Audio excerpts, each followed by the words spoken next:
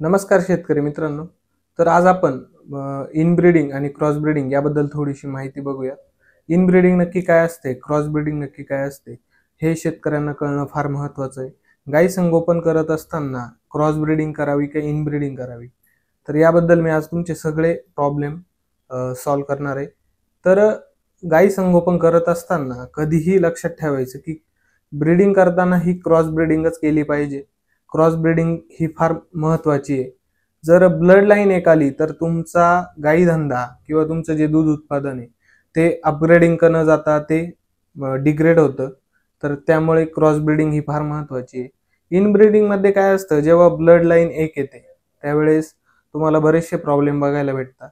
होणारी कालवडी ही अपंग होते कधी कधी, किंवा त्यानंतर ती दुधाला वगैरे पुढे चालत नाही. म्हणजे दिसताना कास तर तुम्हाला मोठी दिसते, तिचं स्ट्रक्चर पण चांगलं आहे, पण दूध देताना ती 10 लिटरच देते.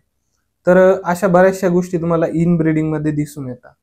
तर क्रॉस ब्रीडिंग करताना काय करायचं, की जेव्हा तुम्ही ब्रीडिंग करतायत तेव्हा तुमच्याकडे एक नोंद वही किंवा तुमच्याकडे त्या गोष्टीची पूर्ण हिस्ट्री असायला हवी, की ह्या गायला आपण कोणता वळू भरलाय.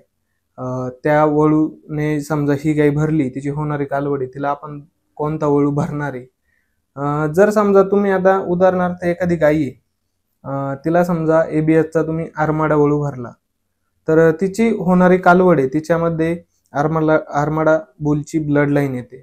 तर तिला जर तुम्ही परत आरमाडा भरला तर ती इनब्रीडिंग होते. तर कोणीही इनब्रीडिंग करायची नाही. जेव्हा तुम्ही समजा आरमाडा वळू समजा एखाद्या गाईला भराल, तिच्यापासून जी होणारी कालवड आहे त्याला तुम्ही दुसरा वळू भरा, जसं की ब्रूट आहे. दुसरं तुम्ही बायपचं वापरू शकता, एनडीडीबीचं वापरू शकता. तर ब्लड लाईन एक व्हायला नको या दृष्टीने तुम्ही पुढे ब्रीडिंग करा. इनब्रीडिंग कोणाची होणार नाही या गोष्टीकडे तुम्ही जरा थोडंसं जास्त लक्ष द्या.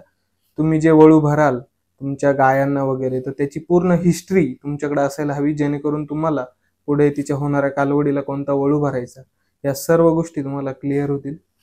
धन्यवाद.